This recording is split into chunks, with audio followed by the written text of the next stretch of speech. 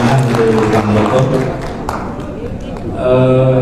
Saya pikir kita sepakati dulu pertanyaan apakah langsung ditujukan kepada pemateri atau kita lanjut? Lanjut aja ya. Baik, mungkin langsung saja ke pemateri kedua, Pak Mas Buri, silakan diambilkan. Baik, terima kasih Pak Moderator, Pak Ketua. Assalamualaikum warahmatullahi wabarakatuh. Bapak Ibu yang saya hormati dan saya banggakan, syukur alhamdulillah pada pagi hari ini kita dapat bersama-sama dalam keadaan sehat walafiat. Nikmat sehat itu harus betul-betul kita pergunakan untuk melakukan sesuatu yang terbaik. Jangan sampai kita beri kesehatan, kita beri nikmat sehat, banyak orang yang sehat tetapi tidak melaksanakan hal-hal yang positif atas kesehatan dan pendidikan itu, artinya tidak mensyukuri atas nikmat itu. Namun marilah kita mensyukuri akan hal itu untuk melakukan suatu pihak yang itu. Baik, saya izin, mungkin saya karena nggak ada laptop, saya harus berdiri, Pak. Harus melihat tayangan yang saya persiapkan. Baik, Bapak Ibu, seperti disampaikan oleh Pak Profesor Udin tadi, itu hal-hal yang sudah mengalami semacam suatu perubahan terhadap Peraturan Menteri Nomor 397 tentang pendaftaran tanah, pelaksanaan dari PP 24 tentang pendaftaran tanah. Di 16/2001 memang ada beberapa hal yang keinginan kita itu memberi suatu pelayanan yang terbaik, mempermudah suatu proses yang selama ini mungkin ada kata Pak Kakan tadi, komunikasinya atau ada ruang yang terkunci di situ. Nah, kita dicobalah oleh kementerian kita untuk memberi suatu solusi terhadap penyelesaian. Dasar hukum lewat tadi mungkin Pak Profesor tidak menyampaikan tentang, Pak Dokter tidak menyampaikan tentang pengukurannya, tapi di pengukuran pun banyak hal yang Bapak Ibu harus ketahui terhadap pelaksanaan daripada suatu, karena saya yakin pasti dalam melaksanakan tugas seperti yang disampaikan, yang dinyanyikan dalam pemerintahan itu ada melaksanakan suatu profesi di situ, pasti Bapak Ibu benar-benar kuasa dalam hal suatu permohonan. Jangan sampai istilahnya kita menerima suatu permohonan tapi kita tidak tahu langkah-langkah apa yang harus kita lakukan untuk terhadap permohonan itu. Nah, tentunya suatu permohonan diawali dengan adanya suatu proses pengukuran. Walaupun saya bukan di bidang pengukurannya, tetapi saya harus menyampaikan itu karena mewakili Kak Kanwil pada saat ini. Nah, pelaksanaan lanjut.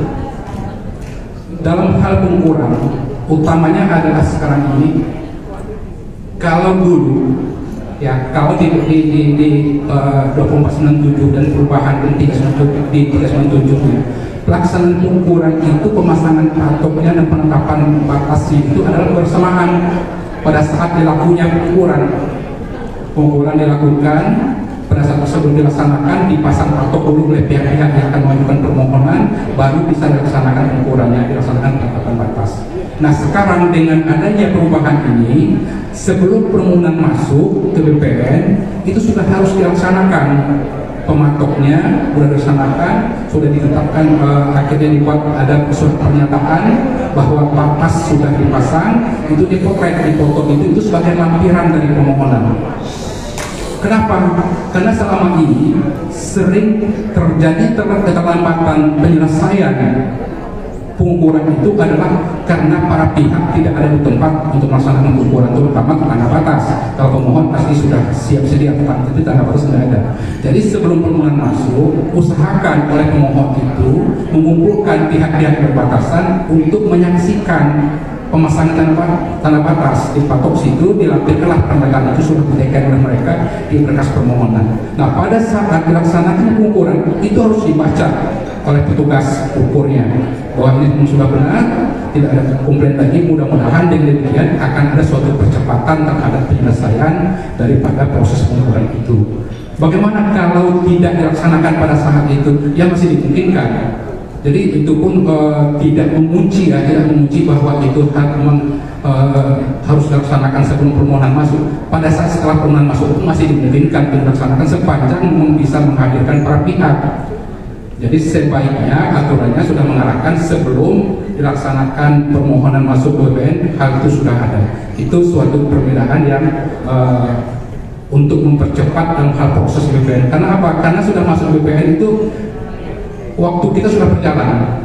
Jadi didaftar sudah berjalan, padahal para pihak itu belum bisa menghadirkan pihak petugas hukum, pihak tetangga batas. Makanya kita berharap sebelum permohonan masuk itu sudah ada, dan itu dipoto dan dilampirkan pada berkas permohonannya. Kemudian juga di ke depan ini NIP itu kan 13 digit dulu, ada kode provinsi, kabupaten, kecamatan, dan desa.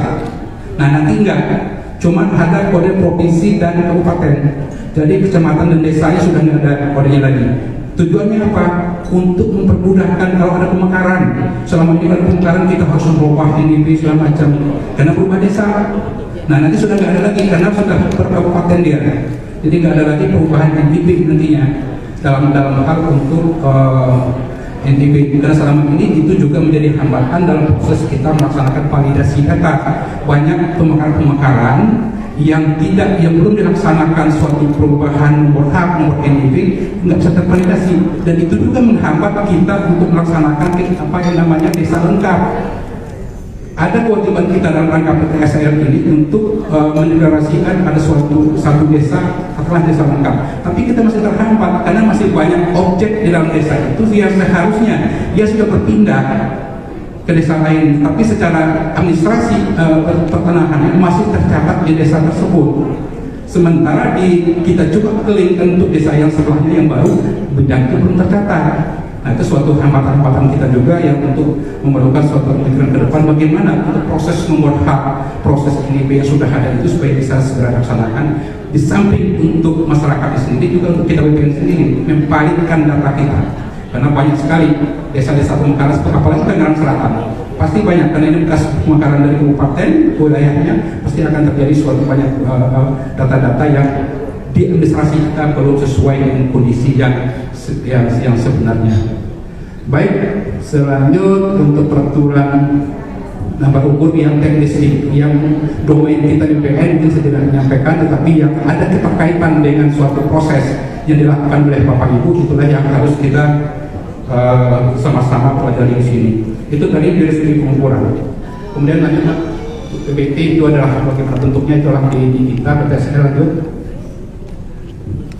Nah seperti disampaikan oleh Pak Udin tadi, memang benar kalau kita lihat dari edaran daripada Direktorat Jenderal di Kementerian Keuangan pada tahun 92, sebenarnya pajak diri dan semacam itu sudah dinyatakan tidak berlaku sama mereka. Tetapi kita dan pengadilan masih menerima hal itu sebagai alat bukti. Dari institusi yang mengeluarkan itu sudah dari dulu sudah tidak jadi bukti, sudah tidak dibenarkan lagi untuk mereka bisa mempergunakan itu. Nah di kita permohonan hak telah ada salah satu alat diri kikitir, apalah namanya sejenis itu masih kita pergunakan alat itu. Nah sejak berlakunya PP 18 2001 sampai dengan 5 tahun ke depan itu masih dimungkinkan kita menerima itu sebagai bentuk alat buktinya. Tetapi setelah itu hanya sebagai petunjuk daripada suatu pelaksanaan bahwa itu tanah bekas milik adat, hanya sebagai petunjuk. Bagaimana dengan aktenya segala macam itu tetap berlaku sebagai bukti hak keperdataan dari yang bersangkutan. Tetapi giring segala macam itu sudah bisa kita sampaikan, mau dilampirkan mau tidak itu sudah menjadi masalah lagi nantinya. Jadi intinya begitu. Tapi akte jual beli, akte hibah, surat waris ini tetap merupakan petunjuk kepada yang bersangkutan, itulah yang harus kita berikan hak atas tanahnya. Kemudian surat terang tanah segala macam itu masih tetap kita pergunakan. Lanjut. Hak barat. Hak barat ini pun sebenarnya ini sekarang di PP 18, di Permen di PP 18, kemudian di Permen 21 ini, di 16 ini, itu penegasan lebih lanjut, penegasan terhadap keberadaan daripada alat bukti hak barat. Itu sebenarnya dengan berlakunya Kepres 32 tahun 79, kemudian di UPH sendiri menyatakan bahwa ada semacam suatu kewajiban daripada pemegang hak barat untuk mendaftarkan dalam jangka waktu 1 tahun, atau kalau dia mendaftarkan dalam jangka waktu 1 tahun, maka hak itu berlakulah sampai dengan tahun 2080 itu sudah harus berakhir, dan nanti akan dilihat apakah berdasarkan Kepres 32 itu mereka prioritas untuk diberikan hak atau tidak. Itu sudah diatur, tapi di dalam Permen 16 ini ditegaskan lagi bahwa di dalam PP 18 itu sudah dinyatakan bukti kepemilikan hak para ekonom perpunding segala macam itu sudah dinyatakan tidak berlaku lagi. Jadi jangan sampai istilahnya Bapak Ibu selaku notaris masih ada pihak-pihak yang menyampaikan akte-akte perpunding segala macam itu dalam logika ini betul haknya Bapak Ibu, jangan kita memberi suatu masukan seperti itu, karena berdasarkan ketentuan itu sudah dinyatakan tidak berlaku lagi. Bagaimana kalau memang tanah dikuasai oleh mereka? Ya silakan, mereka bisa mengajukan permohonan dengan catatan memang fisik tanah dikuasai, membuat surat kesaksian tentang hal itu, karena bidang tanah sudah dianggap sebagai tanah yang dikuasai langsung oleh negara, itu dapat diberikan hak. Tapi kita tidak melihat lagi bahwa itu adalah ada akte agendumnya atau akte perpundingnya, nggak lihat ke situ. Kenapa?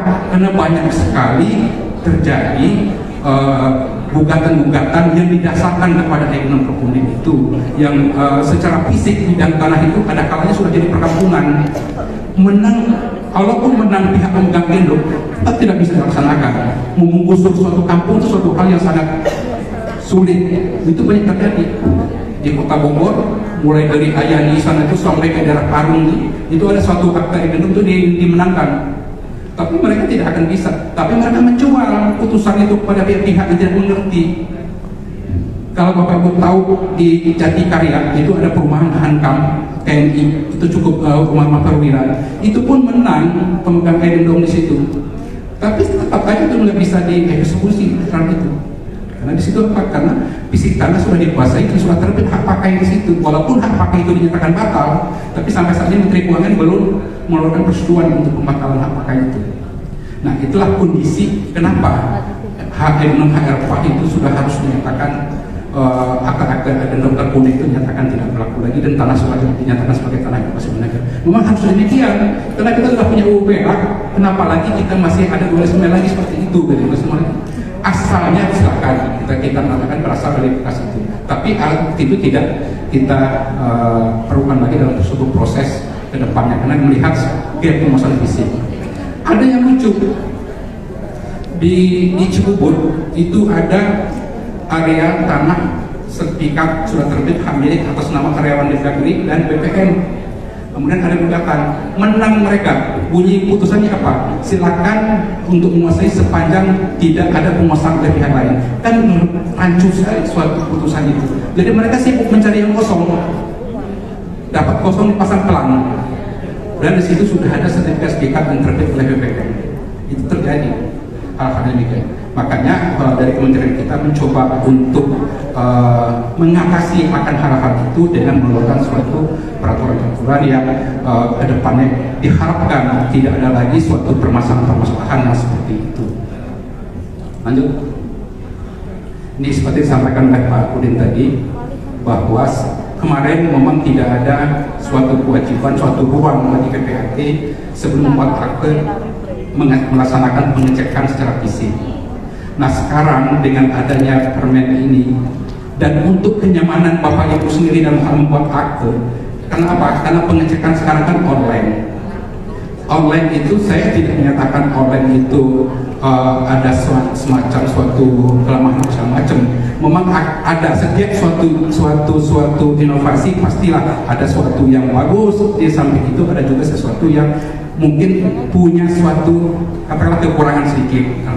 Nah, untuk melengkapikan hal itu, alangkah baiknya untuk suatu proses yang akan dilaksanakan pembuatan aktenya, ya minimal surat tugas lah kepada karyawannya untuk mencek lokasinya. Karena secara online, apapun yang Bapak Ibu entry datanya dicek di kita sesuai, itu pasti akan lolos daripada verifikasi untuk pengecekan. Pasti.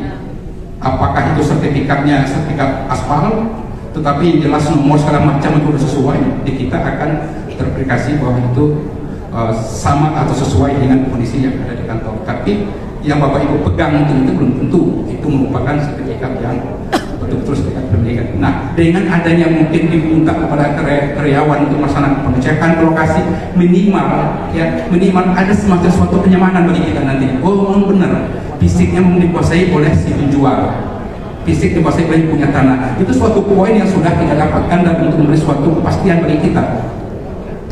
Karena saya yakin apalagi di Tangerang Selatan untuk menjangkau suatu lokasi itu tidak betul jauh-jauh amat. Masih dimungkinkan bersepeda motor di situ, dipoto di situ, berselfie, kirimlah ke PPAT yang ada di kantor. Ini loh lokasinya, koordinatnya sekian, dan koordinat bisa diambil melalui HP sekarang. Itu sudah memungkinkan untuk membantu, dan saya yakin itu tidak mengurangi waktu yang sudah ada, waktu yang Bapak Ibu untuk sepakat dengan para penjual pembeli. Itu membuat suatu kenyamanan bagi kita juga dalam hal ini. Kenapa? Karena tadi itu pengecekan online tadi itu kita pengecekan online tujuan untuk percepatan, tapi juga harus ada pengamanan. Makanya di sini dibukalah ruang ada untuk memastikan akan fisik dan data yang lainnya, data yang tidak sengketa. Kan bisa komunikasi dengan tetangganya kalau pas ke sana ada masalah atau tidak. Karena apa? Itu sangat merugikan bagi pembeli apabila itu sudah terjadi. Sekarang figur-figuran mungkin sudah agak berkurang dengan adanya KTP elektronik, tapi pada masa-masa yang lalu figur itu banyak sekali dimunculkan dalam proses, apalagi disampaikan tadi ada kuasa jual, PPJB segala macam. Itu saya berapa kali menangani terhadap adanya kondisi yang difigur-figurkan itu, apalagi sempat itu dipasangkan tanggungan, mereka sudah kabur aja, soal nanti dieksekusi urusan lain katanya. Itu terjadi. Nah sekarang dengan adanya menggunakan KTP elektronik segala macam hal-hal demikian mudah-mudahan bisa berkurang. Tapi tidak tertutup kemungkinan itu akan masih bisa dilakukan oleh para pihak yang namanya sekarang banyak mafia-mafia tanah, ya terjadi demikian. Kalau Bapak Ibu tahu yang di Jakarta Selatan kemarin itu salah satunya modusnya gimana? Itu waktu pengecekan itu sudah asli masuk ke BPN pengecekannya, tapi pas keluarnya ya asli keterangan yang diperkirakan di aspek itulah yang diserahkan kepada pihak yang melaksanakan pengecekan. Terjadilah transaksi menggunakan sertifikat itu. Itu salah satu, itu kan modus-modus itu kan akan selalu ada. Makanya Pak Menteri pun sangat konsentral itu bagi pegawai BPN yang terlibat di situ akan segera diambil suatu tindakan. Kalau pengecekan keluar masuk asli keluar palsu itu pasti ada oknum di dalam. Hal itulah yang dicoba untuk diberantas oleh kita. Makanya kita harus hati-hati sekali dalam hal melakukan suatu perbuatan hukum terhadap peralihan hak atas tanah. Peralihan hak waris seperti disampaikan Pak Udin memang sudah tidak ada batasan lagi sekarang untuk keterangan waris ya bagaimana untuk siapa dan untuk siapa. Tapi kalau kita lihat dari apa yang disampaikan tadi bahwa di situ ada penetapan pengadilan atau segala macam, dengan sendirinya kita berpikir jika orang itu meninggal di pesawat atau di kapal laut, ya mungkin kita bisa menggunakan semacam penetapan larinya ke sana, Pak. Karena di situ terbuka juga ruang untuk itu. Karena itu tadinya kalau keterangan waris segala macam harus dibuat dan di lokasi meninggalnya si pewaris. Nah kalau dia meninggal di udara yang kita nggak tahu itu ada di wilayah mana, pasti larinya karena ruang ada keputusan dan penetapan pengadilan, pasti ruangnya akan lari ke sana. Akan lari ke putusan pengadilan menetapkan siapa ahli waris, menentukan pengadilan yang akan untuk mengatasi seperti hal jika terjadi demikian. Karena itu pengadilan kan bisa saja mengeluarkan itu, tapi sepanjang lokasi para alamat tempat tinggal si pewaris, bisa dari alamat tempat tinggalnya, bukan larinya kepada di mana dia meninggalnya. Karena putusan pengadilan itu dimungkinkan untuk hal yang demikian, kecuali yang seperti keterangan waris oleh camat dan lurah, kemudian dari notarisnya, itu bisa jadi dari di mana tempat terakhirnya si pewaris itu meninggal. Kemudian pengangkatan jual beli. Saya terus terang satu insan BPN sangat setuju sekali pengangkatan jual beli, sewa itu didaftarkan ke BPN untuk dicatat. Ini memang barang baru. Ini barang baru. Kenapa? Karena sering terjadi, sudah terjadi pengangkatan jual beli, dan itu kadang-kadang sudah pengangkatan jual beli lunas. Kemudian para pihak melaksanakan suatu transaksi dengan pihak lain lagi. Di kita BPN itu tidak tercatat adanya pengangkatan, kita tidak tahu sudah ada pengalihan, sudah lunas ke pihak lain. Terjadilah transaksi ke pihak yang tidak ada kaitannya dengan PPJB itu. Akhirnya apa? Ya pemegang PJB sudah melunasi, merasa dirugikan dalam hal ini. PPN terjadilah transaksi dan pencatatan balik nama kepada pihak yang berdasarkan akte jual beli yang dibuat belakangan oleh pihak penjual dan pembeli yang baru. Jika PPJB dan sewa itu dicatat, kita sudah ada filter untuk tidak melaksanakan peralihan hak kepada pembeli yang baru. Itu suatu hal yang harus kita sambut dengan positif akan hal ini untuk melindungi kita semua akan hal itu. Jadi segera kalau ada Bapak Ibu membuat PPJB itu atau ada sewa menyewa terhadap bidang tanah itu harus kita laksanakan pencatatan di sana. Itu harus itu suatu hal yang sangat bagus lagi sekali untuk melindungi baik itu subjek hak yang akan membeli nantinya maupun kita selaku pelaksana pun di situ akan terpayungi dengan adanya pencatatan itu di kantor pertanahan secara administrasinya. Pasti akan terhindar adanya suatu perbuatan hukum yang tidak ada kaitannya dengan PPJB itu. Itu yang harus kita pahami lagi. Terhadap waris tadi, nah kembali lagi. Waris itu, saya sebelum acara itu sama ketua tentang waris-waris ini. Sekarang dengan adanya suatu akte yang dibuat oleh para ahli waris, akte itu sudah langsung menyebut kepada pembagian kepada satu orang, itu sudah dimungkinkan untuk langsung didaftarkan ke atas nama satu orang itu. Jadi tidak harus dia didaftarkan ke atas nama seluruh ahli waris. Baru kemudian dibuat semacam pemisahan atau akte pembagian waris. Itu kalau kita cermati dari Permen 16 ini. Artinya, kalaupun bukan akte notarial, akte bawah tangan pun dilakukan. Tapi akte bawah tangan sudah menyebutkan kepada satu orang, itu sudah dapat langsung dicatat. Itu ada pasal-pasalnya di 16/2021 itu. Ya, ulang.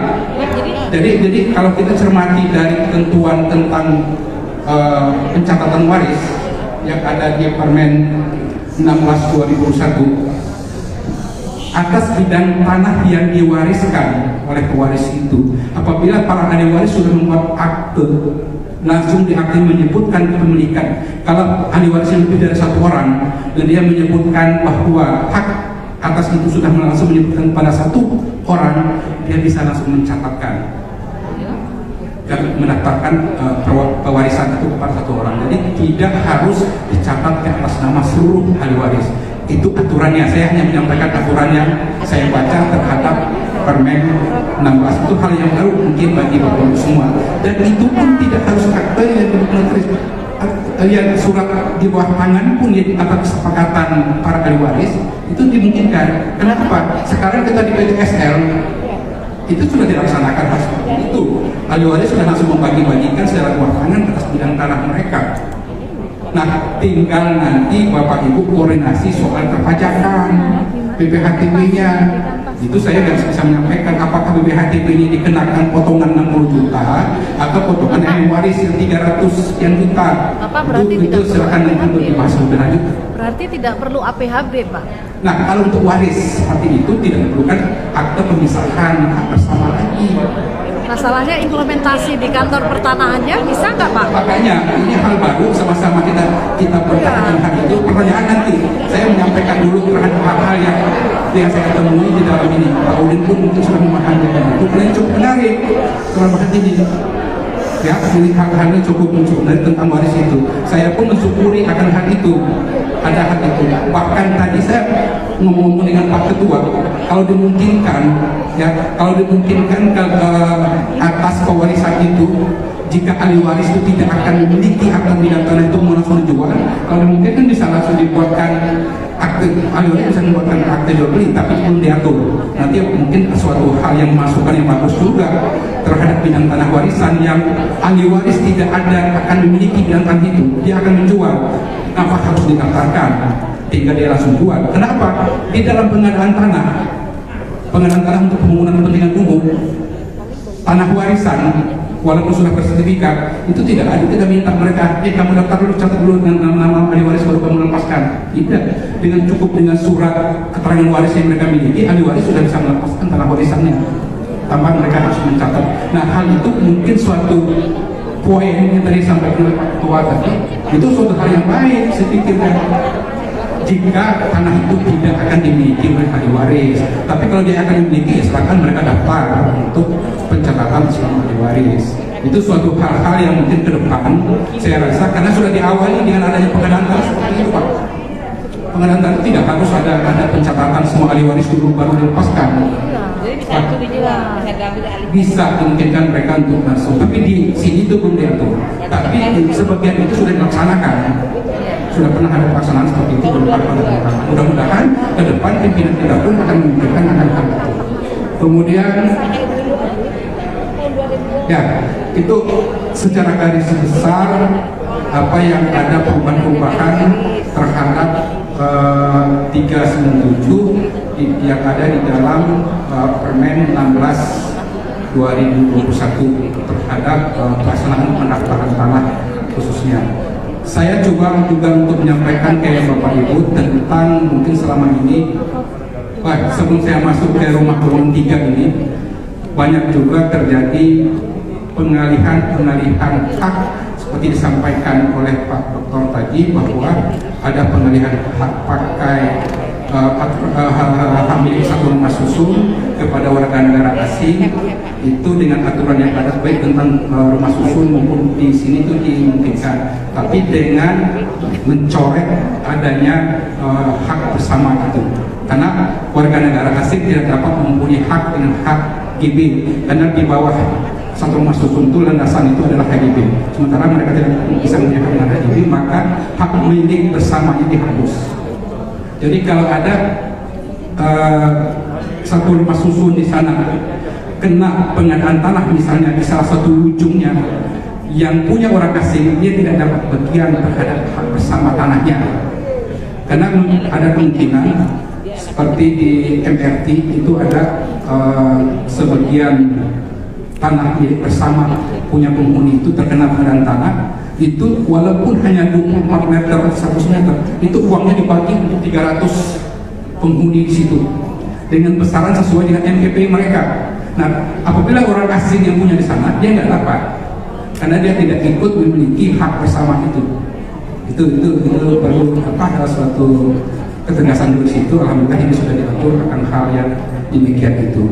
Kemudian juga jangan sampai kita salah, apabila instansi pemerintah membeli suatu bidang tanah atau HGB, hak milik, ya jangan dibuatkan aktenya. Buat pelepasan, Bapak Ibu selaku notaris atas hak PPAT-nya. Karena terjadi Bapak Ibu, terjadi hibah, seakan-akan akte hibah dibuatlah dari seseorang kepada instansi pemerintah menggunakan akte hibah yang dibuat oleh PPAT. Itu keliru.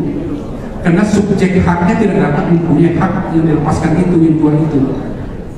Jadi kalau ada instansi pemerintah yang tidak bisa mempunyai atau badan hukum yang tidak bisa mempunyai hak milik, ya jangan dibuat aktenya lah, dianjurkan untuk pelepasan hak. Untuk pelepasan hak gimana? Ya harus ada perizinan yang harus dipenuhi.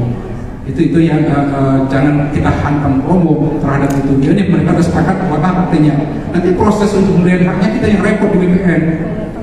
Mereka harus kita suruh melepaskan lagi sepihak, dan itu terjadi banyak sekali sekarang ini. Kita memproses aset pemerintah yang alas hak mereka itu menggunakan akte-akte yang dibuat oleh PPATS, ada oleh rekan-rekan PPAT. Itu terjadi hal seperti itu, dan oleh karena banyak itu yang bisa dilanjutkan untuk sertifikasinya. Jadi tolong itu untuk jadi perhatian, mana-mana yang bisa subjek hak yang bisa langsung dilaksanakan aktenya, mana yang harus melalui suatu pelepasan. Kalau pelepasan, badan hukum pasti harus mempunyai suatu perizinan, dan harus ada, kalau di sertifikat tadi dinyatakan harus ada izin peralihan, ya uruslah izin peralihan, kecuali untuk perumahan yang akan dialihkan kepada konsumennya, itu nggak perlu izin peralihan. Tapi kalau untuk dia mengalihkan secara utuh bidang tanahnya ke pihak lain, itu harus ada izin peralihan. Tapi kalau dia sudah punya izin lokasi, dia nggak perlu. Jadi tidak semua juga, walaupun ada catatan dalam sertifikat di situ harus terlebih dahulu harus mendapatkan izin dari pejabat lurah, tidak semuanya. Kalau si badan hukum yang akan memperoleh sudah punya izin lokasi atau dia berada di dalam kawasan industri, itu tidak perlu lagi dia harus ada izin peralihan. karena memang di situ sudah sesuai. Karena izin peralihan itu tujuannya adalah agar pihak membeli ini tidak berubah peruntukannya sesuai dengan peruntukan yang dimohon oleh pemohon sebelumnya. Itu tujuannya supaya ada kesesuaian antara tata ruang dengan penggunaan tanahnya, dikontrol di situ. Nah, kalau pihak yang membeli sudah punya izin lokasi, pasti dia sudah mendapatkan izin untuk menggunakan tanah sesuai dengan izin lokasinya. Maka dia tidak perlukan lagi adanya IPH, izin peralihan terhadap bidang tanah yang sudah ada izin lokasi. Jadi gitu, takutnya ada nanti, oh ini kita mengada-ada, ya kalau saya selaku pejabat yang akan melaksanakan izin saya tolak, ini nggak punya izin lokasi lagi. Jadi kita tidak mengada-ada itu, mana yang perlu, mana yang tidak. Siapa yang mengeluarkan izin peralihan? Siapa yang menerbitkan SK pemberian haknya? Kalau SK pemberian haknya diterbitkan oleh Kantah dan Pertanahan, maka izin peralihannya dikeluarkan oleh Kantah Pertanahan. Kalau oleh Kanwil yang mengeluarkan SK pemberian haknya di awal, maka yang mengeluarkan izin peralihannya ada di Kanwil. Demikian juga kalau dikeluarkan oleh pusat, walaupun luasnya kita hitung sekarang merupakan domainnya Kantor Pertanahan atau Kanwil, tapi SK-nya dulu dikeluarkan oleh pusat, tetap izin peralihannya harus berkait pusat. Karena aturannya seperti itu ya. Terus ya, untuk rumah golongan 3, karena Bapak Ibu selaku PPHT dan Notaris pasti saya yakin di Tangerang Selatan juga ada objek-objek rumah negara, rumah golongan 3 yang dimiliki oleh pemerintah yang kemudian telah disewa belikan kepada pegawai negeri atau pensiunan pegawai negeri. Mereka dimungkinkan untuk diberikan suatu hak atas tanah negara rumah golongan 3. Jadi rumah negara itu ada golongan 1. Golongan 1 itu adalah rumah dinas yang mereka menempati selama mereka dinas. Jadi itu tidak bisa diperjualbelikan. Kemudian ada rumah negara golongan 2, itu bisa dikonversikan, dia bisa dimohon untuk menjadi rumah negara golongan 3. Karena untuk peralihan itu statusnya harus rumah negara golongan 3 yang bisa diperalihkan atau diperjualbelikan kepada penghuninya atau pensiunan daripada pegawai itu. Itu prosesnya gimana? Itu harus didahului dengan adanya suatu perjanjian jual belinya, sewa beli, kemudian ada persetujuan dari Kementerian PU, kemudian ada pelepasan dari Kementerian Keuangan terhadap tanah itu, bukti transaksi jual beli pelunasannya. Proses di BPN di mana? Itu menggunakan namanya SK konfirmasi. Jadi bukan SK pemberian hak, SK konfirmasi yang diajukan ke BPN. Nanti BPN menerbitkan SK konfirmasinya kepada pihak yang sudah melunasi atau pensiunan itu ibunya. Bagaimana kalau sebelum dia mengajukan permohonan, pihak yang membeli itu menjual ke pihak lain, itu tidak bisa proses konfirmasi lagi. Dia harus proses pemberian hak biasa. Tapi kalau sepanjang yang masih memohon itu adalah nama yang tercatat, yang direkomendasikan oleh Kementerian PU atau Dinas PU untuk di tingkat provinsi, itu maka SK-nya adalah SK konfirmasi, SK yang didaftarkan tanpa NBP di situ. Tapi pengukurannya tetap dilaksanakan. Tapi kewajiban BPHTB-nya tetap dibayar pada saat ia hanya bayar NBP-nya pada saat SK jadi mendaftarkan SK ke BPN, itulah yang dia bayar untuk penerbitan sertifikat atas tanah negara golongan 3 itu ya. Ya, kalau ahli waris yang akan mengajukan permohonan terhadap rumah golongan 3, tapi ahli warisnya bukan pihak yang, kan ada juga yang diteruskan oleh ahli waris, ini sudah dicicil oleh orang tuanya, kemudian diteruskan oleh ahli waris ini tercatat, kemudian itu tetap konfirmasi kalinya. Jadi SK konfirmasi lah yang akan bisa diproses. Tapi kalau ahli waris yang tidak tercatat, tidak di daftar itu sudah dilunasi oleh orang tuanya, kemudian oleh ahli waris, itu larinya ke permohonan hak ke atas nama ahli waris. Itu perlu juga diketahui, karena Bapak Ibu juga ada jasa kadang-kadang dimohon oleh orang, yang sampai ada seperti itu kita nggak tahu prosesnya. Kita nggak tahu prosesnya, kita proses lain itu seperti seakan-akan itu permohonan biasa. Itu ada semacam pengecualian di situ yang semuanya kita harus memahami akan hal itu. Kalau di DKI banyak sekali Pak, banyak sekali yang rumah golongan 3. Dan rumah golongan 3 pun ada yang menyeret kawan-kawan saya yang masuk ke MUI. Karena apa? Karena ada persetujuan dari Kementerian PU, itu nomornya nomor yang benar, tapi subjeknya diganti sama mereka. Nah, bagaimana kalau luasnya yang dibeli itu melebihi BPN tidak bisa langsung mensertifikatkan sesuai dengan transaksi hukum, tetapi selisih luas itu harus bayar, harus store lagi ke kas negara atas kelebihan luas itu, berapa luasnya dihitung nanti oleh ada di Kementerian PU-nya atau apa, nanti dilunasi itu atas dasar akuntansi pelunasan, barulah dia bisa seluas hasil ukur itu. Karena ada kemungkinan luasnya tidak sesuai dengan luas yang mereka dapat beli itu. Jadi itu untuk rumah negara golongan 3, kemudian peralihannya seperti biasa kalau dia sudah terbit. Lanjut. Masih rumah negara golongan 3. Saya juga di sini tadinya minta untuk ditampilkan tentang pengalihan hak atau hak tanggungan terhadap adanya penggabungan dari bank-bank syariah mandiri yang tadinya bank syariah mandiri, bank BNI syariah, kemudian ada BRI. Itu pun ada edaran di kita, ada edaran di kementerian terhadap bagaimana proses terhadap penyelesaian baik hak tanggungan, royal, apabila itu ada tercatat masih atas nama masing-masing bank. Karena pada proses terjadinya merger itu pasti ada hak tanggungan yang sudah tercatat atas nama masing-masing bank tersebut.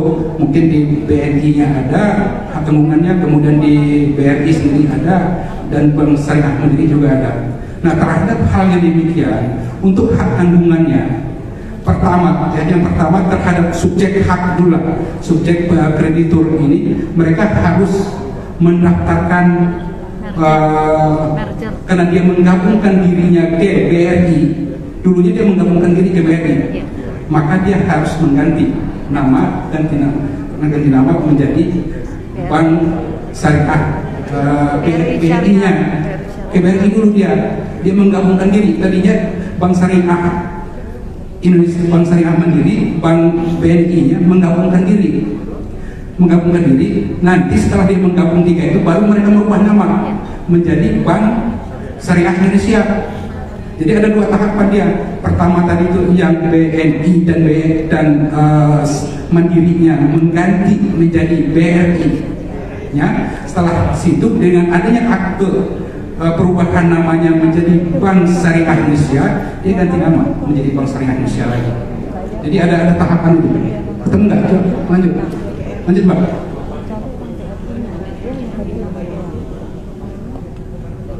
Lanjut. Nah, di sini dia di merger di sini. Jadi PT Bank Syariah Mandiri dan PT Bank BNI Syariah telah menggabungkan diri dengan Bank BRI Syariah berdasarkan akte pernyataan keputusan rapat tanggal 9 sekian. Kemudian PT BRI Syariah berubah nama menjadi Bank Syariah Indonesia. Setelah mereka menggabung dari 2 yang menggabung ke BRI, baru mereka merubah namanya. Kemudian untuk sertifikat hak atas tanah, kemudian sertifikat satuan susun atas nama Bank BRI Syariah, diajukan permohonan pendaftaran ganti nama menjadi BRI Syariah, menjadi Bank Syariah Indonesia. Itu kalau yang sudah atas nama BRI Syariah, dia langsung mengganti nama menjadi Bank Syariah Indonesia. Bagaimana untuk yang atas nama Syariah Mandiri atau Bank BNI Syariah? Pertama, diajukan permohonan pendaftaran penggabungan. Dia menggabungkan diri dulu di situ, Bank Syariah Mandiri dan PT Bank Syariah menjadi Bank BRI, karena dia menggabungkan ke BRI. Maka BNI dan Mandirinya namanya diganti menjadi Bank BRI Syariah. Setelah itu baru dia menggunakan akte perubahan namanya menjadi, diajukan permohonan pendaftaran ganti nama menjadi Bank BRI Syariah. Jadi ada 2 tahapan di sini. Ya, kalau dia seandainya masih atas nama masing-masing tadi itu, dia mendaftar atas nama penggabungannya, baru kemudian dia berubah mengganti namanya menjadi Bank Syariah Indonesia. Lanjut. Untuk sertifikat hak tanggungan atas nama PT Bank BRI Syariah, dia sudah atas nama Bank Syariah Indonesia, dia ajukan permohonan pendaftaran ganti nama menjadi Bank Syariah Indonesia. Itu kalau yang sudah ganti nama menjadi BRI Syariah berdasarkan hasil penggabungannya, dia langsung ke proses ganti nama. Kemudian untuk yang permohonan pendaftaran penggabungan merger dari Bank Syariah Mandiri atau Bank BNI, dia mendaftar menjadi BRI Syariah dulu, kemudian diajukan permohonan penetapan ganti nama. Jadi 2 tahapan. Di sini ada 3 tahapan untuk royak. Apabila telah terroyak oleh masing-masing bank, itu silakan langsung didaftarkan untuk penghapusannya. Apabila terroyak oleh Bank Syariah Indonesia, ini royaknya diterbitkan oleh bank yang hasil penggabungan Bank Syariah Indonesia, maka dimohonkan pendaftaran penggabungan. Tetap harus dimohonkan pendaftaran penggabungan Syariah Mandiri dan BNI ke atas nama Bank Syariah, kemudian ganti nama ke atas nama Syariah Indonesia, kemudian dilaksanakan penghapusan hak tanggungannya royalnya. Ini ada 3 tahapan jika royalnya dikeluarkan oleh Bank Syariah Indonesia, Bank Syariah hasil penggabungan. Lanjut. PNBP bagi benar PNBP peralihan kena penggabungan tetap sesuai ketentuan proses pendaftaran. Nah ini di sini proses pendaftaran. Saya nggak tahu Pak Sugi nanti di kantor, karena di sini ada prosedur kombinasi. Jadi dimungkinkan dia untuk pendaftaran penggabungan merger dari ganti nama diajukan dalam satu permohonan dan diproses dengan proses kombinasi pelayanan yang itu penggabungan, merger dan ganti nama. Jadi tidak harus masuk keluar baru daftar. Nah, maka itu mungkin dari petugas yang melaksanakan di kantor, apakah hal ini sudah bisa dilaksanakan terhadap kombinasi permohonan dengan 2 layanan digabung jadi satu untuk prosesnya. Satu. Ya, ini kan suatu edaran yang sudah keluar yang harus nanti harus ada semacam konfirmasi ke pihak pusdatin kita untuk membuka ruang akan hal ini. Untuk pendaftaran penghapusan hak tanggungan royal diajukan diproses dengan prosedur tunggal. Itu penghapusan royal tadi tunggal. Tapi untuk merger tadi itu proses dengan proses kombinasi penggabungan dan ganti nama. Penggabungan tadi itu adalah ke BRI Syariah, kemudian mergernya adalah ke Bank Syariah Indonesia. Itu dalam ketentuan yang keluar 16/2021 ini. 2 PNBP. Ya, PNBP satu kali. Tapi proses pendaftarannya bisa sekaligus kombinasi, tidak harus keluar masuk. Aturannya kan demikian. Mudah-mudahan ini ditindaklanjuti dengan aplikasi. Kadang-kadang kita niatnya mau, aturan sudah ada, tapi masih terkunci di aplikasi. Itu yang sering menghambat kita. Nah, itu sudah bagus, tapi ada suatu kendala terhadap aplikasi yang ada. Kalau dulu sebelum ada itu semua bidang dulu masih dimungkinkan pendaftaran secara kombinasi itu masih dimungkinkan semua dulu untuk waris segala macam, waris kemudian peralihan ya dulu masih bisa semua. Nah sekarang dikunci itu di aplikasi.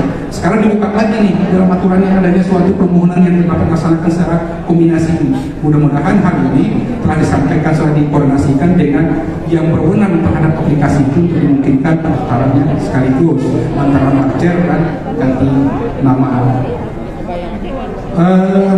Mungkin itu garis besar yang ada di perubahan di 397. Nah, mumpung saya masih ingat, kadang-kadang ingatannya terlontar-lontar terhadap yang disampaikan oleh Pak Raudin tadi kaitannya dengan pembuatan akte jual beli yang harus memperhatikan luas maksimal terhadap penguasaan tanah.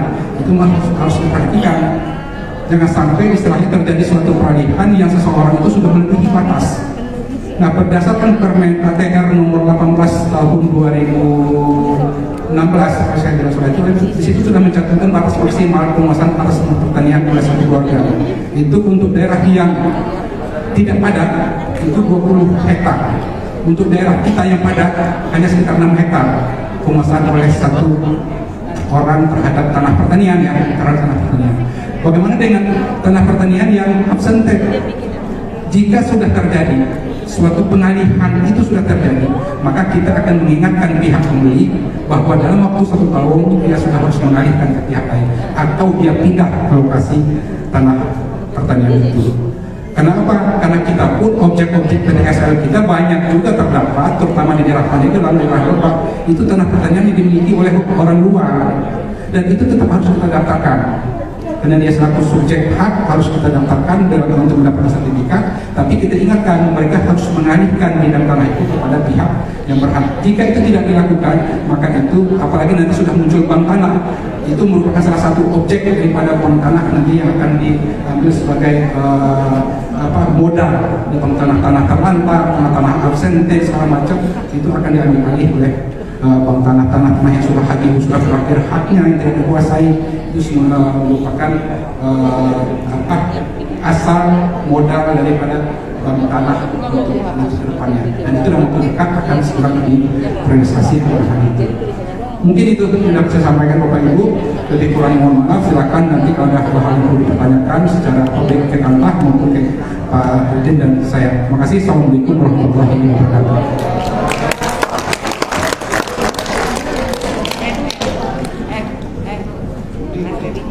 Oke, Profesor, kita berdasarkan informasi, kita akan break terlebih dahulu, baru akan dilanjut dengan sesi tanya jawab.